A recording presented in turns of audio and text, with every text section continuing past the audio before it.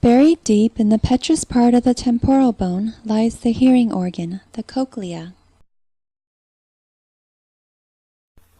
Its central axis is horizontally oriented in relation to the axis of the skull. The shell-shaped part of the internal ear, the cochlea, lies anteromedial to the semicircular canals and vestibule. About 35 millimeters in length when straightened, the human cochlea spirals 2.5 times around its central bony modulus, starting with a wide basal coil and tapering to a tighter apical coil.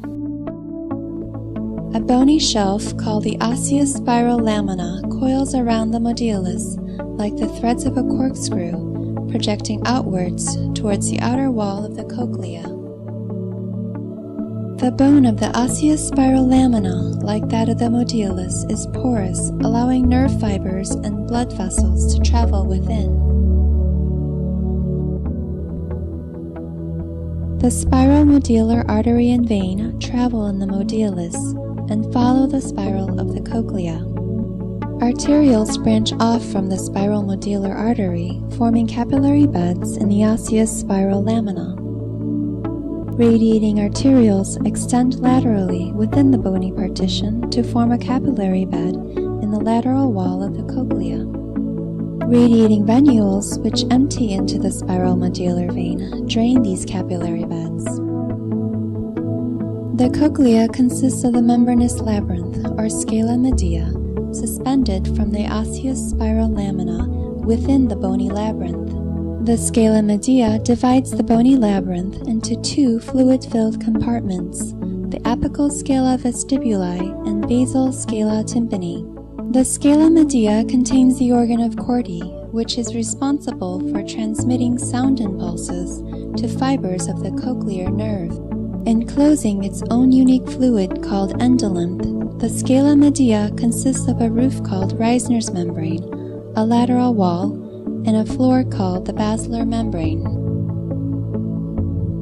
The basilar membrane supports the sensory structure of the cochlea, the organ of Corti, which consists of sensory cells, support cells, and the gelatinous tectorial membrane. The apical surface of the hair cells and their support cells fit tightly together, forming the reticular lamina. The inner hair cells are closer to the modulus and line up in a single continuous row following the spiral of the cochlea. The stereocilia on their apical surface form an almost continuous wall. Located further from the modulus, the outer hair cells outnumber the inner hair cells 4 to 1. Their stereocilia are arranged in a V or W formation. Surrounding the hair cells, a variety of cells such as inner and outer pillar cells and phalangeal cells offer structural support. The pillar cells also form the walls of the tunnel of Corti. Inner hair cells receive sensory nerve fibers from the cochlear nerve.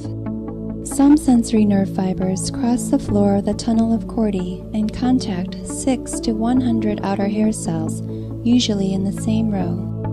However, outer hair cells primarily receive motor nerve fibers which cross the tunnel of Corti at mid-level and synapse with the base of an outer hair cell.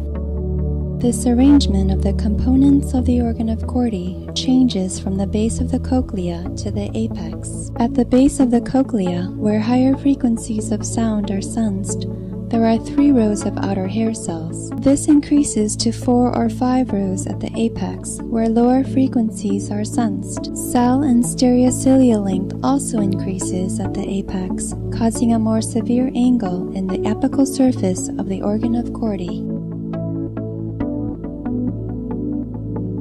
From its interior composition to its outer spiral shape, the design of the cochlea accounts for the ability of the human ear to distinguish between many different frequencies and provides us with the gift of hearing.